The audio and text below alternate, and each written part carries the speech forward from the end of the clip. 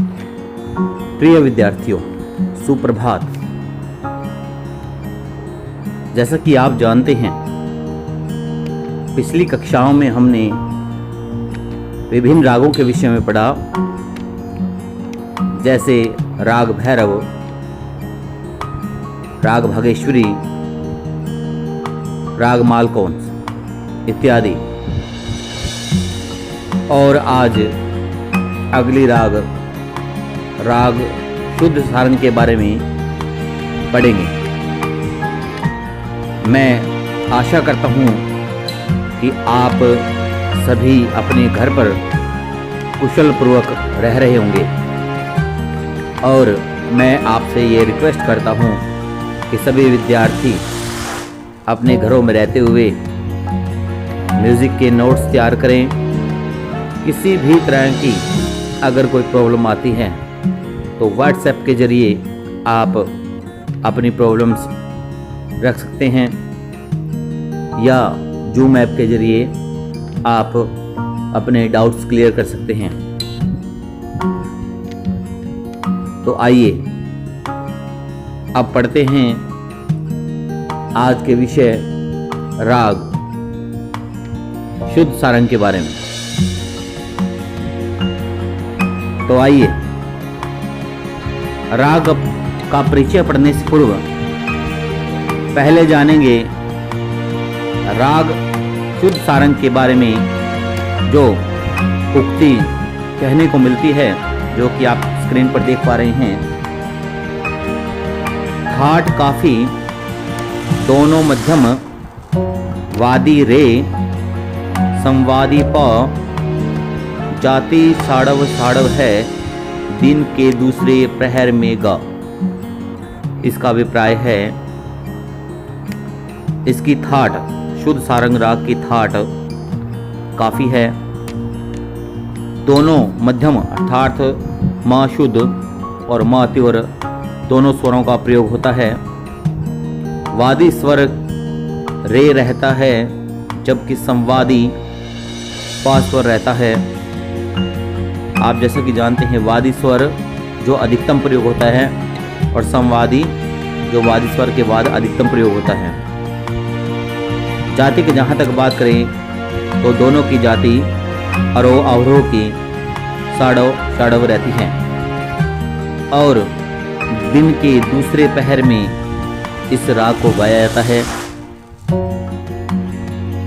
मैंने पहले भी आपको बताया था कि किसी भी राग को तैयार करने से पूर्व अगर आप उसके दोहे को याद कर लेते हैं तो राग के परिचय में भली भांति जान जाते हैं, जो कि आने वाली परीक्षाओं में आपके जो फाइनल एग्ज़ाम हैं या अन्य किसी भी तरह के एग्ज़ाम है संगीत से जुड़े हुए, उसमें आपको बहुत अधिक सहायता करती हैं ये उक्तियाँ, जो कि आप उपयुक्त सबसे ऊपर देख रहे हैं। तो आइए अब बात करते हैं राग शुद्ध सारंग के परिचय की।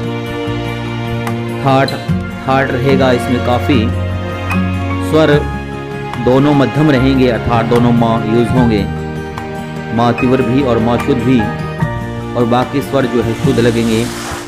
वादी स्वर जो है वो रे रहेगा, संवादी स्वर जो है पा रहेगा, जाति रहेगी षाड़व षाड़व अर्थात आरोह अवरोह दोनों में 6-6 स्वर रहेंगे, और गा स्वर आरोह और अवरोह दोनों में वर्जित रहता है, साथ इसका गा का गंधहर स्वर का प्रयोग नहीं होता।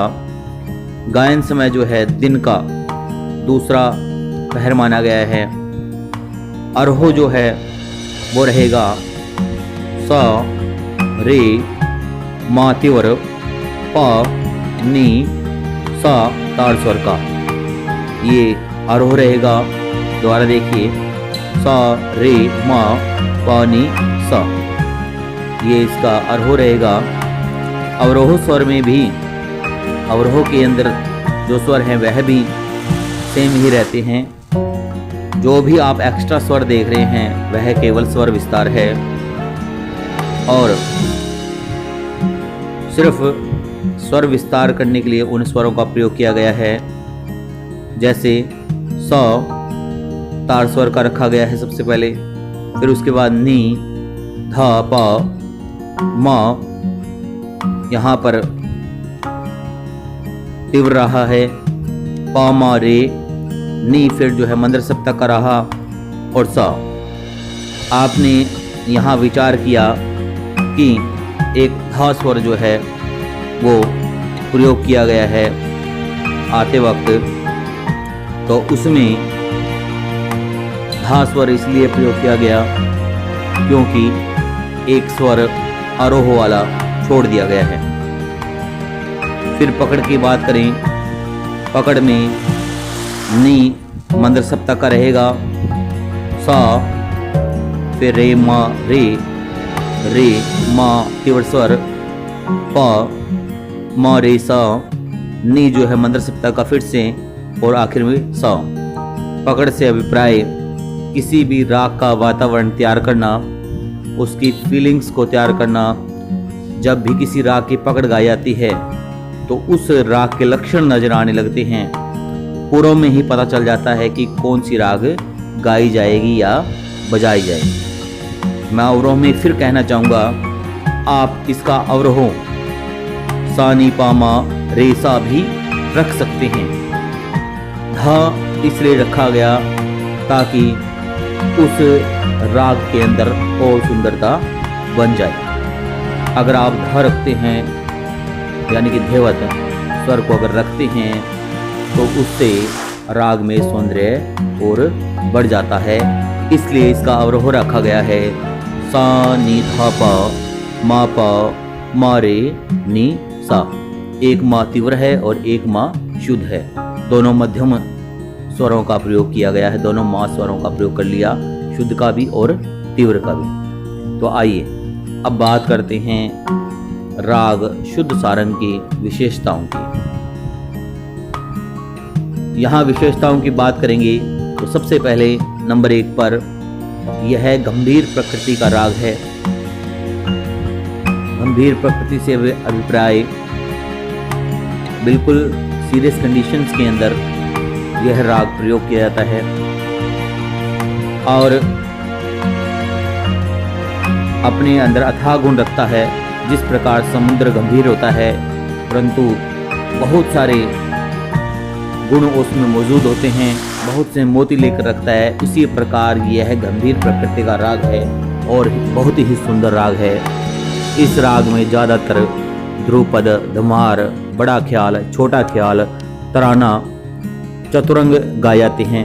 यहाँ चतुरंग नामक एक शब्द जो आया है उसका अभिप्राय है जिसके 4 अंग हों, अर्थात जिसमें 4 वाद्य यंत्रों का प्रयोग किया जाए उसको बोलते हैं चतुरंग। नंबर 2, कुछ लोग इस राग को षाडव षाडव न मान करके ओडव षाडव भी मानते हैं, अर्थात आरोह में 5 स्वर और अवरोह में 6 स्वर, परंतु इसकी जाति को षाडव षाडव ही मानना चाहिए। कुछ विद्वान इसको कल्याणी सारंग राग भी कहते हैं, अर्थात इसका दूसरा नाम कल्याणी सारंग राग भी है। वादी स्वर में रे होने के कारण इसको पूर्वांगवादी राग भी कहते हैं। पूर्वांगवादी राग से अभिप्राय दिन के पहले पहर में भी इसे गाया जा सकता है। पूर्वांगवादी से अभिप्राय है दिन के पहले पहर में गाए जाने वाले राग, तो इसे रे की वजह से दिन के पहले पहर में भी गा सकते हैं, जबकि इसका सही समय दूसरा पहरी है। राग की बहुत सी बंदिशों का सम मंदरनी पर पाया जाता है, अर्थात इस राग की शुरुआत मंदरनी से की जाती है या समापन मंदरनी पर किया जाता है। राग का विस्तार मंदर तथा मध्य सप्तक में अधिक होता है। इस राग के अंदर मंदर, मध्यम और तार तीनों सप्तकों का यूज होता है, परंतु ज़्यादातर तीनों सप्तकों में से मंदर और मध्य सप्तक ज़्यादा प्रयोग होता है। इस राग में रे, म, रे, प, रे, की संगतियाँ अर्थात ये मिलते जुलते स्वर संगत के स्वर प्रयोग किए जाते हैं। न्यास के स्वर जो हैं वो रहेंगे रे प और मंदर का नी। न्यास के स्वर से विप्राय है स्थाई स्वर। अब इसके बाद बात करेंगे इसकी जो संप्राकृतिक राग है वह रहेगी श्याम कल्याण राग, अर्थात कल्याण राग जो है इसकी मिलती जुलती राग है। तो आज हमने राग शुद्ध सारंग के बारे में पढ़ा, तो आइए एक बार फिर से इसका परिचय पढ़ते हैं। ठाट रहेगा काफी, स्वर रहेंगे दोनों मध्यम अर्थात दोनों माँ तीव्र भी और माँ शुद्ध भी, बाकी स्वर जो हैं वो शुद्ध प्रयोग कर सकते हैं। वादी स्वर रहेंगे रे, संवादी स्वर रहेगा प, जाति रहेगी शाड़व शाड़व। ग जो है गांधार स्वर जो है वो इसका वर्जित है। गायन का समय जो रहेगा वो रहेगा दिन का दूसरा प्रहर अर्थात दूसरा पहरा, दोपहर जिसको बोलते हैं। आरोह रहेगा सा रे मा तीव्र, पानी सा तार स्वर का। अवरोह रहेगा सा नी धा पा मा पा मारे नीसा। अब इसमें देखिए दोनों माँ यूज किए गए हैं, माँ शुद्ध भी और माँ तीव्र भी। पकड़ रहेगी नी से सा रे रे मा पा मार रे सा नी सा, ये इसकी पकड़ रहेगी। तो इस प्रकार शुद्ध सारंग राग का परिचय रहेगा। तो आज की कक्षा में केवल इतना ही, मिलते हैं अगली कक्षा में। धन्यवाद।